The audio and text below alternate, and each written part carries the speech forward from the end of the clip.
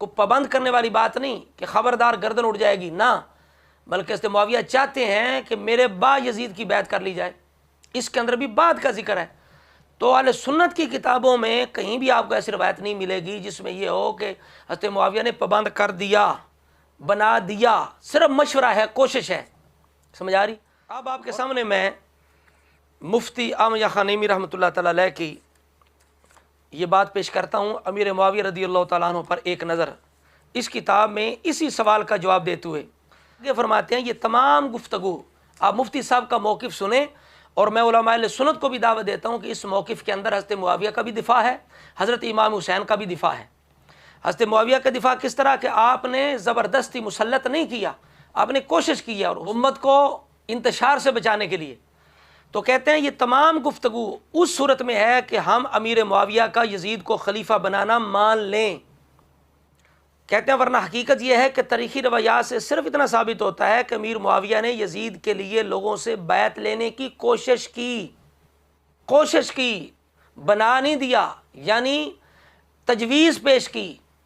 آگے کہتے ہیں اگر یزید باقاعدہ خلیفہ پہلے ہی بن چکا ہوتا تو امیر معاویہ کی وفات کے بعد اپنی بیعت کے لیے کیوں کوشش کرتا، پھر بیعت کے جھگڑے اب کیوں پیدا ہوتے؟ لہٰذا یہ اعتراض اصل سے ہی غلط ہے۔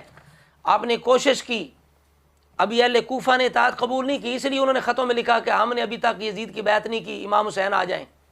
سمجھ آ رہی بات کی؟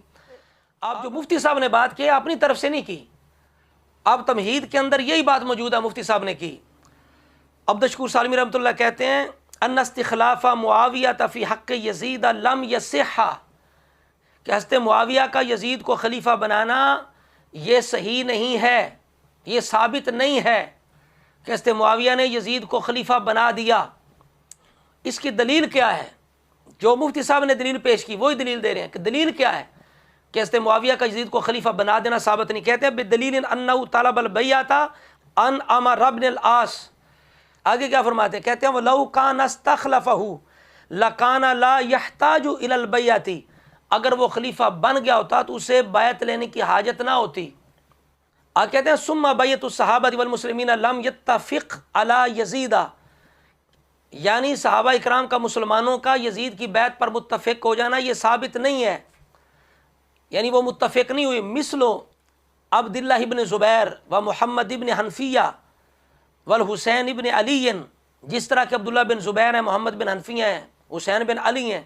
وَقَصِيرٌ مِّنْ أَهْلِ الْبَيْعَةِ لَمْ يَتَّفِقُوا عَلَيْهِ، اور کثیر ایسے لوگ اس کی بیعت پر متفق نہیں ہوئے تھے۔ فَلَمْ يَكُنْ إِمَامًا عَادِلًا، یزید کی بیعت منعقد ہوئی نہیں، ابھی بننے کی کوشش کر رہا تھا، ابھی مسلمان متفق ہوئی نہیں، یزید امام عادل نہیں بنا تھا۔ فَصَحَّ بِهَا ان الحسین رضی اللہ عنہ لم یکن باغیا ولم یخرج علی الامام الحق۔ اس لیے میں نے کہا کہ یہ موقف اختیار کر لینا، حضرت معاویہ کا بھی دفاع ہے، حضرت امام حسین کا بھی دفاع ہے۔ ہمارے بعض علماء نے یہ سمجھ کے کہ حضرت معاویہ نے بنا دیا تھا اور تمام امت متفق ہو گئی تھی، صرف چند بندوں نے اعتراض کیا، پھر انہوں نے حضرت امام حسین رضی اللہ تعالیٰ عنہ کا جو کوفہ کی طرف نکلنا ہے اس کو خروج قرار دے کر پھر جواب دیتے رہے کہ امام حسین نے کیوں خروج کیا یزید کے خلاف جب کہ قوم اور امت متفق ہو گئی تھی۔ لیکن اگر اس بات کو تسلیم کر لیا جائے کہ حضرت معاویہ نے اسے بنایا نہیں تھا، ابھی صرف کوشش تھی، وہ بنا نہیں تھا، اگر اس بات کو مان لیا جائے حضرت معاویہ کا بھی دفاع ہے، اور پھر یہ بھی نہیں کہنا پڑے گا کہ حضرت امام حسین نے امت کے اتفاق کے بعد جا کے آپ نے خروج کیا، یہ بھی نہیں کہنا پڑے گا۔